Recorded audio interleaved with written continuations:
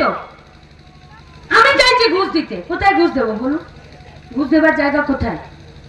মমতা ব্যানার্জির সরকার, Partha Chatterjee, Bratya Basu, SSC commission, এরা যদি ঘুষ নেবার জন্য টেবিল যদি না খুলতো, মানুষ ঘুষ দেবার জায়গা পেত?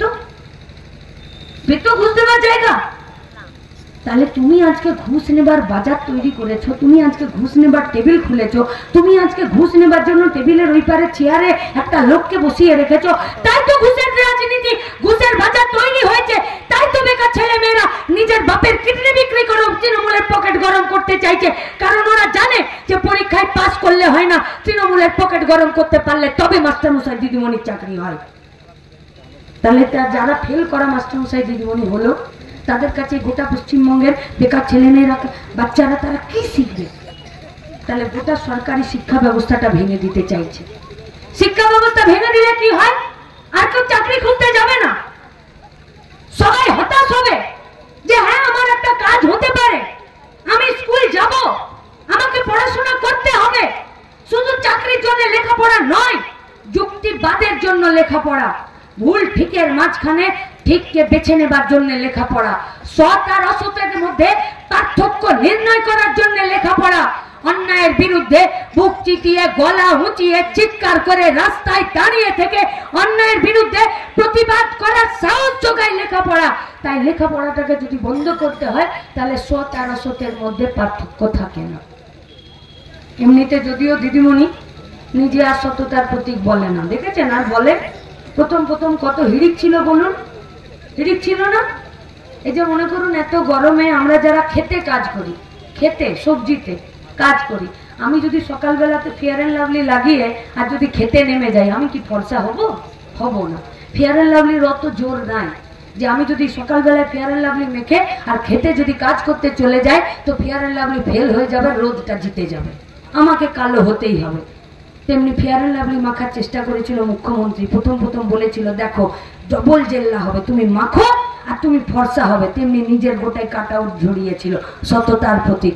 এমন হলো লোকে এখন পানের পিক তো কি পেচ্ছাপ করে দিচ্ছে সততার প্রতীকের ফ্লেক্সের উপরে। কে চুরি করেনি? কে কি করলো গোটা পশ্চিমবঙ্গটাতে? 2021-এর নির্বাচনে গোটা পশ্চিমবঙ্গ বললো বাংলা নিজের মেয়েকেই চাই, আর বাংলার নিজের মেয়ের রাজত্বে বাংলার ছেলেগুলো সব পানির জলে ভেসে গেল। সব পরিযায়ী শ্রমিক বাইরের রাজ্যে পড়ে আছে, কি খায়, কোথায় থাকে, ঘর ভাড়া দিতে পারে, ঠিকাদারের হুজ্জুতি সামলাতে পারছে, যে রাজ্যে কাজ করতে যাচ্ছে সেই রাজ্যে পুলিশের ঠেঙানি সহ্য করতে পারছে, ইলেকট্রিকের বিল দিতে পারছে, কোন মাসে যদি বেতন না দিচ্ছে কোম্পানির মালিক ঠিকাদার এসে বেতনটা আদায় করে দিতে পারছে, কাজ করছে, মাসের মাঝখানে বাড়ি থেকে খবর এসছে বউটা পোয়াতি, বাচ্চা হতে গিয়ে বাচ্চাটা মরে গেছে, মাঝ রাস্তায় কাজ ছেড়ে বাড়ি ফিরে আসতে হচ্ছে, 15 দিনের বেতন পাওয়া যাচ্ছে? যাচ্ছে না। লকডাউন হয়ে গেল, লকডাউনে বাড়ি চলে আসতে বাধ্য হলো পশ্চিমবঙ্গের বেকার ছেলেমেয়েরা। কেউ 2 দিন কাজ করে, কেউ 6 দিন কাজ করে, কেউ 2 মাস কাজ করে, কেউ 15 দিন কাজ করে, যে যেখানে কাজ করছিল গতর খাটাচ্ছিল, যার রক্ত ঘামে ঠিকাদার থেকে শুরু করে মালিক বড় লোক হচ্ছিল। যখন পশ্চিমবঙ্গে ফিরে চলে এলো আর পশ্চিমবঙ্গ থেকে ফিরে যখন ওই রাজ্যে গেল, সে তার 2 মাস 6 মাস 15 দিনের বেতনটা ফেরত পেল না। গিয়ে জিজ্ঞেস করুন কোনো পরিযায়ী শ্রমিককে কি কষ্টে আছে। আচ্ছা এরা আমার পশ্চিমবঙ্গে কাজ পেত না?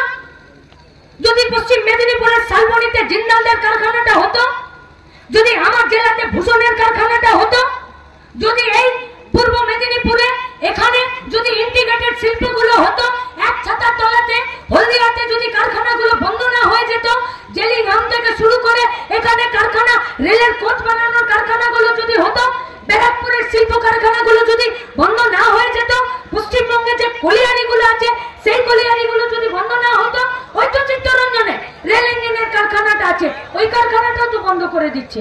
যদি কারখানাগুলো চলতো তাহলে আমার রাজ্যের বেকার ছেলে মেয়েরা এই পশ্চিমবঙ্গ ছেড়ে বাইরের রাজ্যে কাজ করতে যেত না। আজকে পশ্চিমবঙ্গে পরিযায়ী শ্রমিক তৈরি করার দায় একমাত্র পশ্চিমবঙ্গের মমতা ব্যানার্জির সরকার। আমাদের ক্যান্ডিডেট, আপনাদের ক্যান্ডিডেট সায়ন চলে এসেছে। আমি আমার কথা শেষের দিকে যাব। আমি শুধু একটাই কথা আপনাদেরকে বলতে চাই, এই তৃণমূলকে হারাতে চান তো? তাহলে বিজেপি সমেত হারাতে হবে। বিজেপিকে রেখে তৃণমূলকে হারিয়ে কোনো লাভ নেই। তৃণমূলের ভাগাড়ের সবকটা পচা গলা মান আজকে বিজেপিতে নিজেদের আস্থা গেড়েছে। বিজেপিকে হারাতে হবে কারণ ওরা এই দেশটাকে এক রাখতে চায় না। বিজেপিকে হারাতে হবে কারণ ওরা আমাদের মেয়েদেরকে রাস্তায় দেখতে চায় না, ঘরের ভেতরে অন্ধকার কোণে দেখতে চায়। বিজেপিকে হারাতে হবে কারণ ওরা এই গোটা দেশটাকে বেঁচে দিতে চাইছে। তাই যদি তৃণমূলকে সত্যিকারের হারাতে চান তাহলে ডিম সমেত মাকে বিসর্জন দিয়ে দিতে হবে।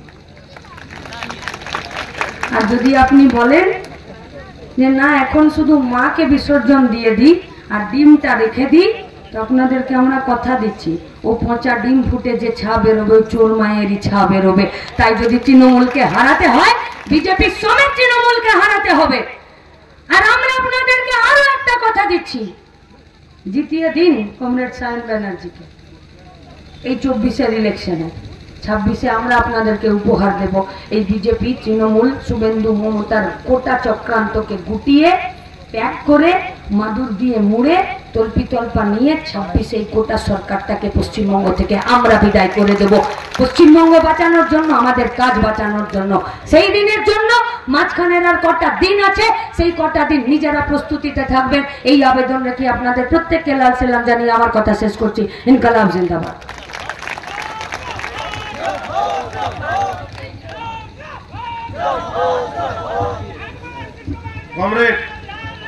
কমরেড মীনাক্ষী মুখার্জিকে অভিনন্দন এবং লাল সালাম জানাচ্ছি। এখন আপনাদের সামনে তমলুক লোকসভা কেন্দ্রের প্রার্থী কমরেড সায়ন ব্যানার্জি বলছেন, তাকে বলার জন্য অনুরোধ করছি। আচ্ছা, কমরেড সভাপতি উপস্থিত, কমরেড মঞ্চে উপস্থিত, গোটা বামফ্রন্টের নেতৃত্ববৃন্দ,